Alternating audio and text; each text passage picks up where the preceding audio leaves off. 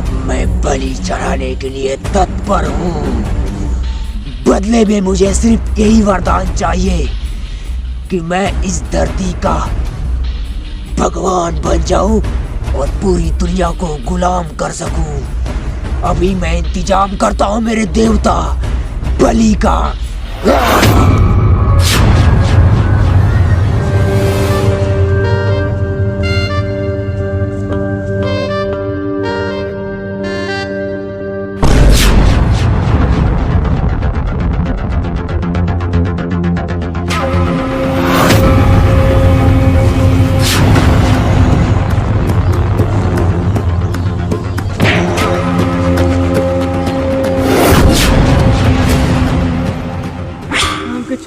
हमके ज्यादा चुप।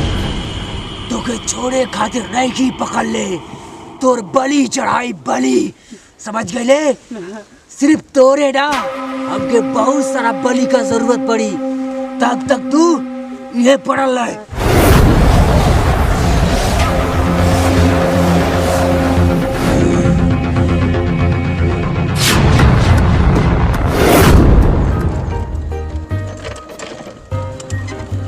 सूरज भैया, अरे कहाँ गड़िया रुक दिला? अरे यार तू तो ऐसा जगह लेके चल गिला यार कि मुर्गा का खिया दिला तो पार्टी में सड़ुआना मर रहा। अरे तो कम ना खाए के चाहिए ना यार, सबसे तबीयत खराब है यार। काहे? 1 मिनट रुको लो तनी हम ब्याह होता है। जा जा जा। आपकी बलि चढ़ावे खातिर 7 को लड़कन का जरूरत पड़ी, जो ना में से एगो इंतजाम तो हो गई, बाकी हमके 6 को चाहिए, लेकिन कहाँ से इंतजाम करी? जल्दी से जल्दी हमके खोजे के पड़ी।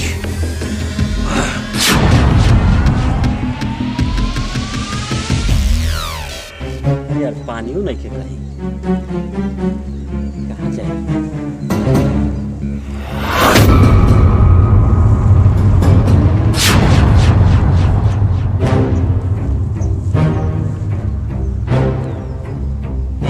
ए बाबू, ए का ए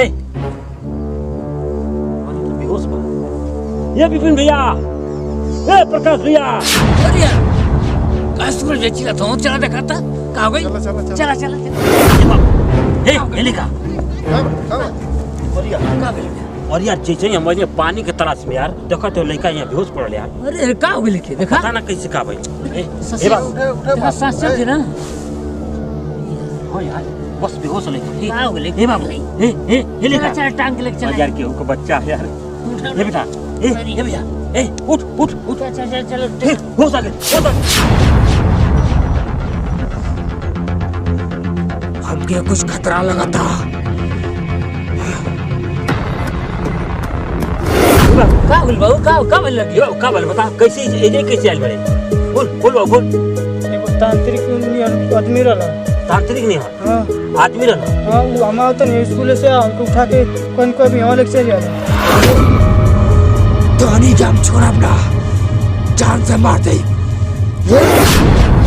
बल्ली की बात ना कर चला, बल्ली चला। ये जो बैठा अरे बाप रे बाप।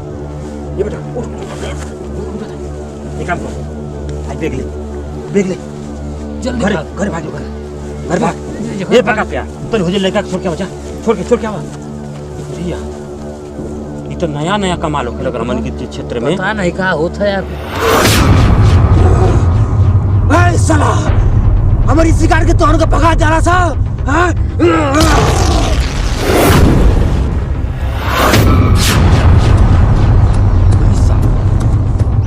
यही क्यों ना? ये लगा था लड़का कुछ कहले का।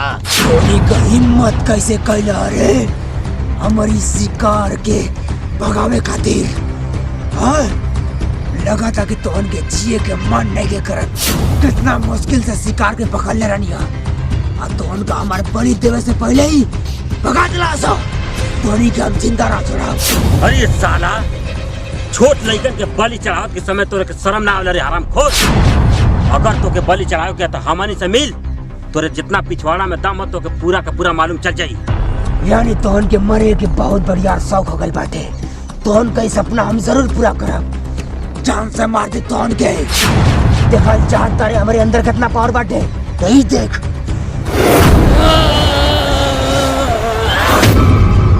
खाली ई है ना, तोरो के मारब। आ तोर एगो साथी वो लड़का के लेके भागल बाटे ना, देख हमार माया जाल ओहो के ना छोड़ी, ओहो के मार दई। चुप! तोर माया तो तोर काया पलट दे। हमरा से मुलाकात भइल बा तोके मालूम नहीं कि हमारी बारे में। अब तोरा के मालूम पड़ जाई।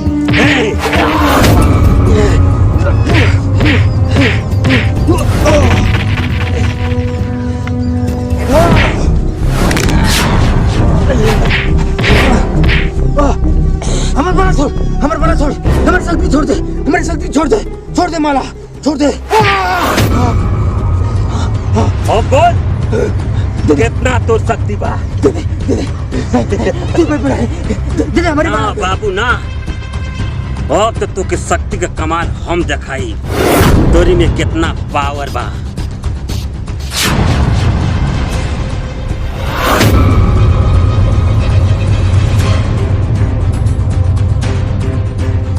साले तांत्रिक,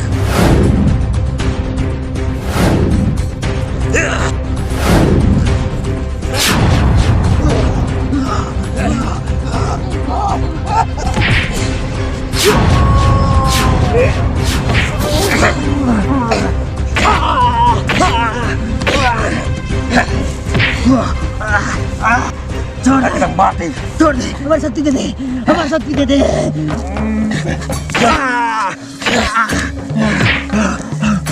सुन, हमारे इलाके में ऐसा कुछ तांत्रिक का पता ना चलेला। तोर कैसे हिम्मत पड़ा ये साला?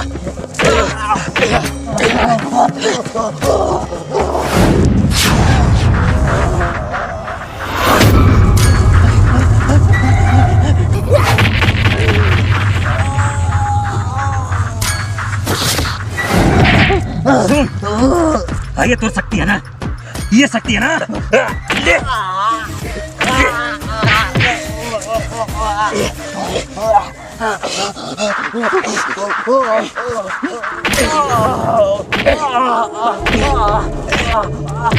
देख देख,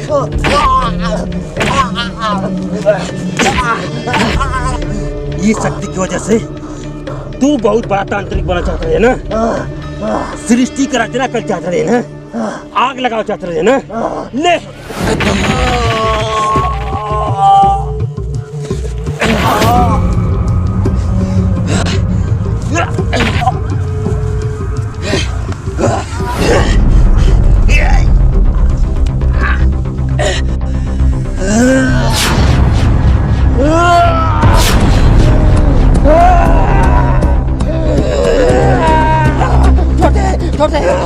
अब तो तोरा छोड़ दे।